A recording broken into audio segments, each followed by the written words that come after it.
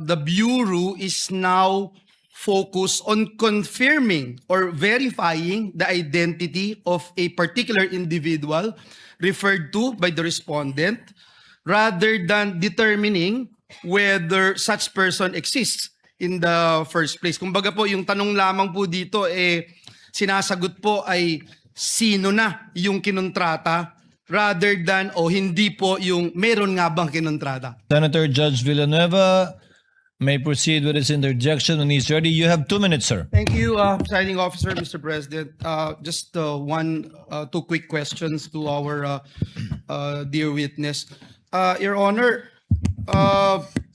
malaking bahagi po, Director Matibag, nung sa talakayan dito sa korte at ng buong sambayanan, whether or not natukoy na ba yung sinasabing alleged tinutukoy ng pangalawang Pangulo doon po sa kanyang video. At binanggit niyo po na may inaasahan po kayong development sa loob ng 3 hanggang 6 na buwan. Maaari po ba niyong paliwanag, Director, sa pangkalahatan lamang po kung ano po yung layunin ng mga natitira pang bahagi sa investigasyon po ninyo? Just to clarify lang po, no? Kasi when you testified that the individual's identity will become clearer, does it mean, sir, that the Bureau is now focused on confirming or verifying the identity of a particular individual referred to by the respondent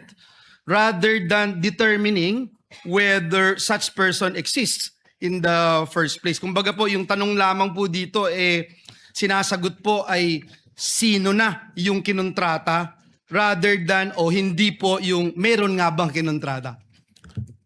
Your Honor, 2 bagay po para makarating po tayo dun sa kasagutan sa inyo pong katanungan.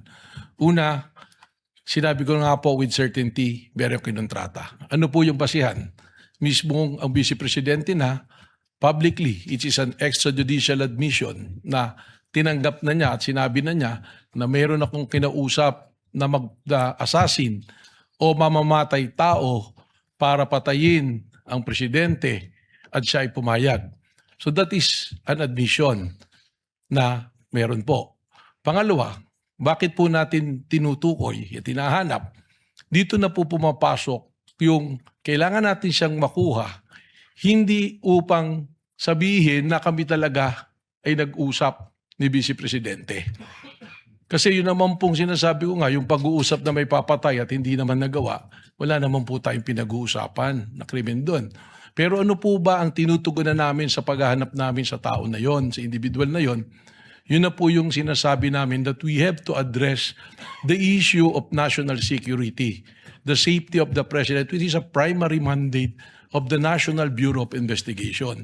So pagkatambanta po sa Pangulo, kapag ito ay seryoso tulad po nitong banta na ito, ito rin po ay magdadaos ng ligalig, kaguluhan, at disrespect po sa ating law and order. And that is the very purpose of the existence of the National Bureau of Investigation. Yung binanggit niyo na may mga persons of interest, so yun nga po, no? Tinutumbok na po nito na nandun na po kayo dun sa sino ang kinontrata rather than meron nga bang kinontrata. Tama po, Your Honor. Thank you, Director Matibag. Nabanggit niyo po kahapon din yung parte ng network ng respondent na tinatawag na Davao Death Squad. Batay po ito dun sa ebidensyang nakala po ninyo, sabi niyo sa NBI, at meron po kayong nakikitang impormasyon na nagsasabi gusto kong malaman kung meron po kayong nakikitang impormasyon na nagsasabi na aktibo pa rin po ba ito noong 2024 kaya naging part ito ng inyong assessment sa kapasidad ng respondent?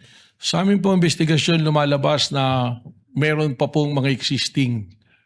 At katunayan, without naming names, ganito po, ilagay na natin sa konteksto na nagsimula po kami sa maraming pangalan and we narrowed it down.